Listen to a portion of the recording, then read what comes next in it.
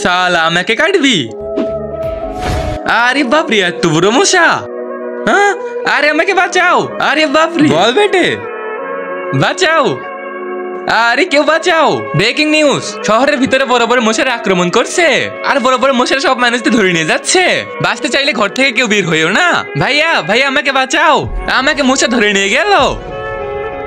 আরে আমার ভাই, আবে মশা আমার ভাইকে রেখে যা।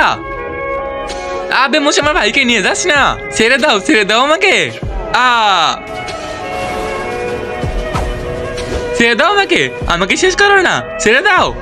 দাঁড়াও, আমার ভাইকে কিছু করো না, দয়া করে ছেড়ে দাও। আবে একে ছেড়ে দিলে আমার বস আমাকেই ছাড়বে না। হ্যাঁ মানে আমি। তুই কে বে? আমি অনেক বড় সায়েন্টিস্ট। এই মশাদেরকে আমি বানাইছি। কিন্তু তুই মানুষদের মেরে খুন কেন করতেছিস? আমি খুন দিয়ে অনেক বড় ড্রাগন বানাবো।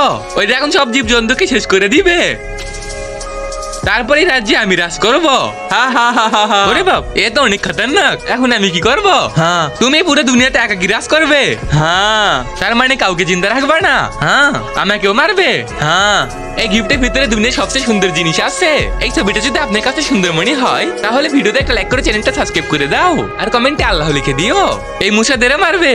হ্যাঁ, দেখো মশারা, এ তোমাদেরকেও মারবে। যদি বাঁচতে চাও তাহলে একে শেষ করে দাও। হ্যাঁ, সঠিক কথা বলছো ভাই লোক, এদেরকে সারা আগে একে শেষ করে দাও। আবে সালা, তুই তো আমাকে বোকা বানালি। আবে আমাকে কেউ বাঁচাও।